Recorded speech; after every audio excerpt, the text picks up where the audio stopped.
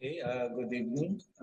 This podcast is entitled Stream Entry, and I dedicate this podcast to the advancement, to the betterment of all living beings.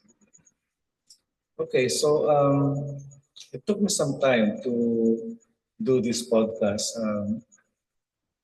again because, well, for one thing, for those of you who know me, I've been teaching in a university until now, and I was checking some papers and trying to meet the deadline for the grades, but also because I've been doing some reflection.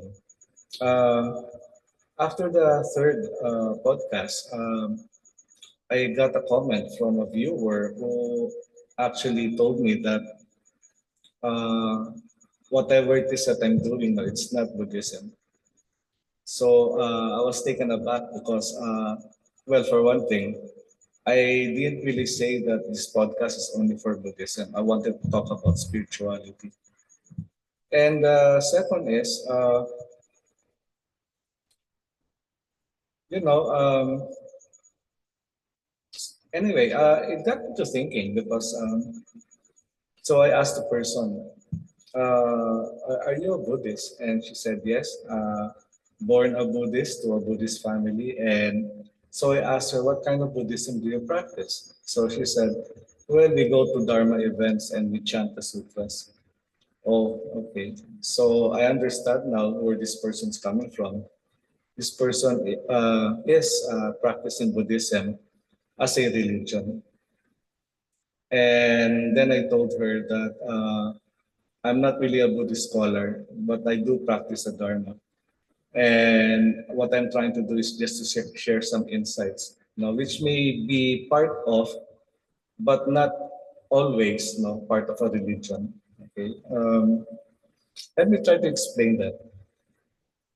For me, there's a difference between religion and spirituality, but they're not mutually exclusive. I think that you need to have a period of religion before you can really understand what spirituality is.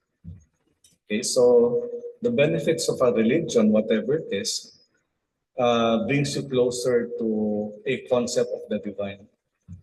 So when you pray, for example, to Jesus or to the saints, to Mama Mary, or if you pray to a bodhisattva, or you pray to an Indian god, it brings you closer. You develop an affinity towards that idea of divine being.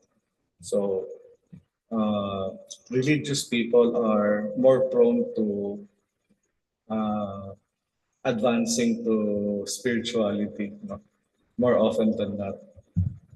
Okay?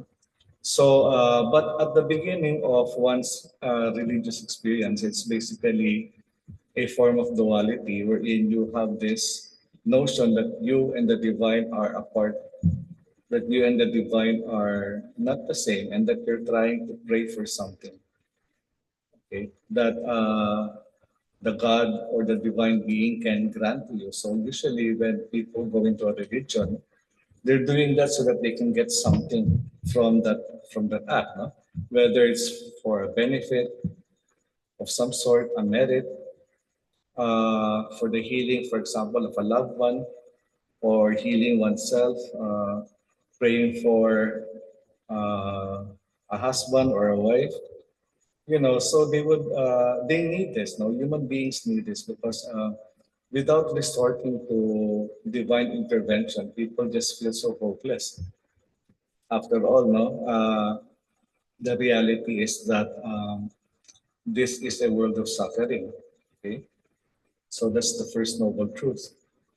So everybody suffers, and without this ability to talk to someone higher than themselves and to ask for favors or just to ask for some solace, no, it's uh, it's very important for people, for most beings, no, to have some kind of religious practice, no, that will give them this feeling of hope.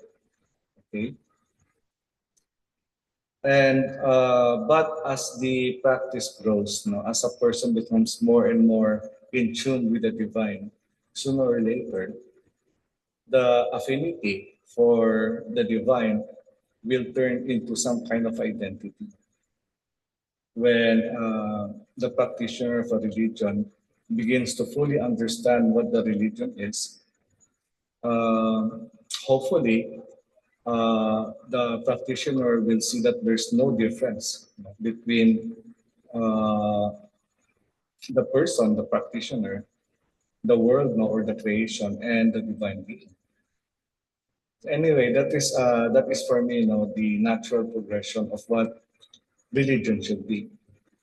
And as I've said, no, I have nothing against religion. I think it's very important. And in fact, no, right now I'm trying to practice a religion because for the simple reason that I have been neglecting it for for most of my Dharma life. I've been practicing the Dharma for a lot of years. Okay, but I've always felt that I can do it by myself. I didn't need a guru. I didn't need to be part of a sangha. And now I feel now that there's a need for that after all. So religion is good for me. But spirituality, again, this is for myself only. For me, spirituality begins with stream entry. So what is stream entry? It is that point in your um, relationship with the divine, wherein you begin to grasp, no, either rationally or intuitively, that all of the religions are pointing to the same truth. They may differ in culture, in practice, even in the divine beings that they prac- uh, that they're devoted to. Okay, but all of these now are just at a very superficial level. Okay, the differences between Muslim and Christian, for example, they're both Abrahamic religions, and more or less, no, they have the same religious roots. And the same can be said about Buddhism and Brahmanism or the Vedanta. Uh, as we well know, Buddhism began in India, or Nepal to be more exact, but it was actually um, a place now wherein Brahmanism was being practiced by the people. Okay, but there comes a time when the practitioner begins to realize that there's very little difference. No, when you go deeper into a religion, it becomes more and more the same. An attempt to have a relationship with the divine. That's basically what religion is pointing to. That the religion wanted to establish, and once it's established, it can turn into something that is very personal, rather than just something formal, some form of ritual that you have to do, that you're forced to do, instead of treating God or the divine as some kind of a waiter. I want steak and I want it now, something like that. I also want dessert. Okay. And while you're at it, God, can you please give me a Mercedes Benz? There's a song, to that effect. So, luckily, if the karma is good and the religion is sincere, a person will finally begin to see religion as a form of spirituality. Okay? And at the deepest level, all religions at the deepest level is that kind of spirituality. Now I've said that spirituality is a stream entry. So the first thing is that you begin to see the importance of practice in order to not just understand more clearly, but to identify, not just to form an affinity, but to identify with the divine. In other words, no, I also believe that spirituality begins now when the person goes from a dualistic way of trying to uh, serve the divine. There's still a separation between the practitioner and the divine to a non-duality, wherein the practitioner begins to realize, and not just realize, no, but to experience that there is actually a oneness with the divine and with creation.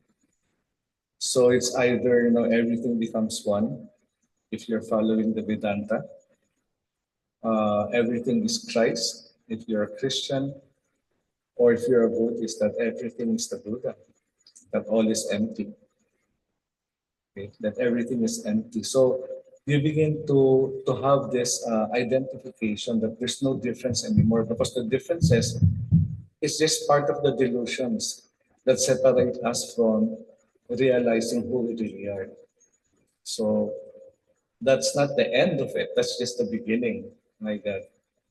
And a lot of work will have to be done. Like for me, after stream entry, I now realize the need to go back to basics. Really, because for me it's an act of humility. And let me tell you know that for me, the fastest way to attain this identity with the divine is either when it comes as a form of grace. It's very hard to do it on your own because of the blind passions. You have anger, you have greed, and you have ignorance. Now, all of these things, is part of who we are. Really, no, we are actually defiled by these blind passions. So, to really have this relationship with the divine, using your own effort is very difficult. In fact, in my next episode, I would like to talk about this some more. Okay? Um, so, what does if by the grace of the divine you come to see the divine, meet the divine, and then you form a relationship. It's like a love story. You see, for me, the strongest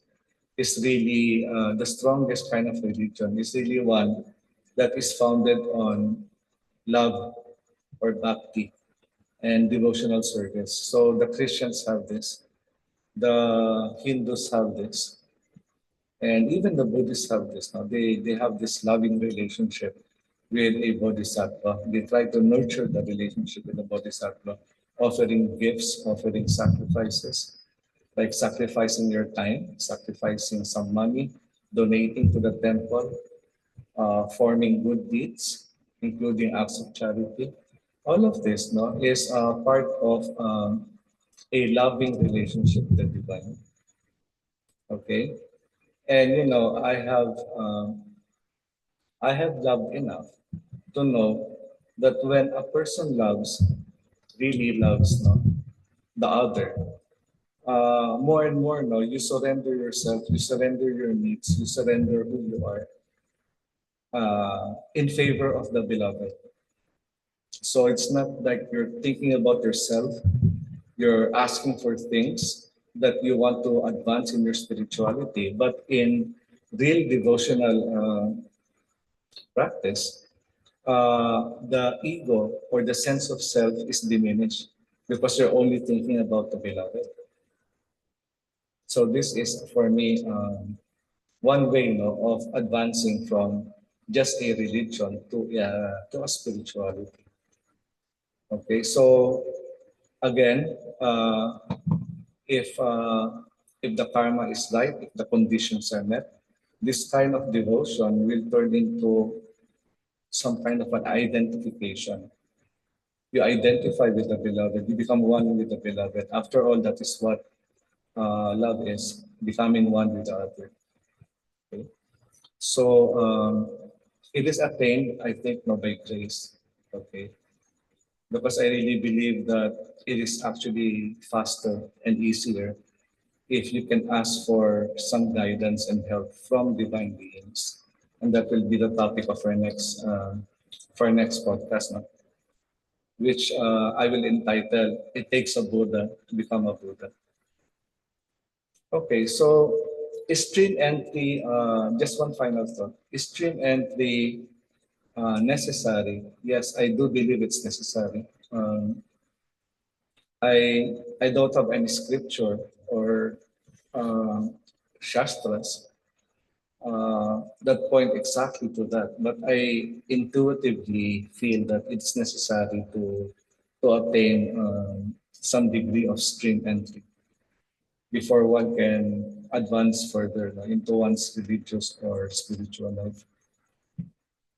But it's not like you attain it and then you are there forever. Because in my case, I don't know, but I started out very young, and over the years, I have began to understand that all religions are one and the same, essentially. They're one and the same. That was the topic of my podcast.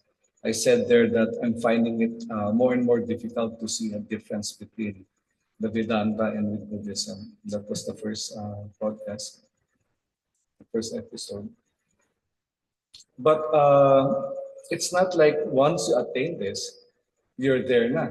You're there, and you will advance even farther, and faster. No, it's always like it's there. You know that it's there, but in my case, there are certain things that I've neglected, like I said earlier, and so I have to go back to basics, just for now. Okay, and I think that's part of the growth that I'm experiencing right now. And hopefully this is making sense. Okay, it's not something that you have to aim for. It just happens because the more you force it, the harder it is for you to become non-dualistic in your practice. You're still thinking that you are separate from the divine, and that by your own effort you have to attain a certain level of spirituality called stream entry. It doesn't work that way. But once you have noted these changes in your own practice, then perhaps that's it. No? The beginning of what is necessary, a necessary step to final enlightenment, and that is Trinity. Okay, so that's all for now. Thank you for listening to me. With metta in my heart, I wish all of you uh, good luck and good fortune and a peaceful night.